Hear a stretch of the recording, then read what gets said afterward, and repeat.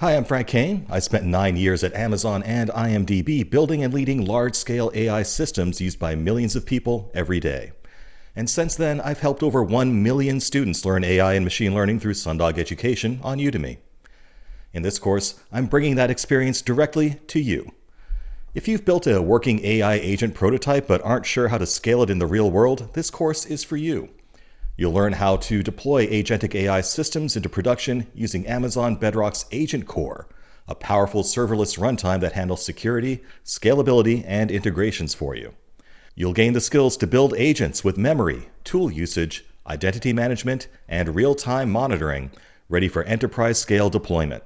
Inside this course, we'll cover how AgentCore works in a serverless runtime on AWS, managing identity and authentication for your agents, adding short-term and long-term memory, integrating tools with AgentCore agents, using gateways to connect to third-party APIs and data, and observing and debugging your agents in production. This course is for AI engineers and developers who are ready to move beyond proof of concepts. If you want to bring your agentic systems into the real world securely, reliably, and at scale, this is how you do it.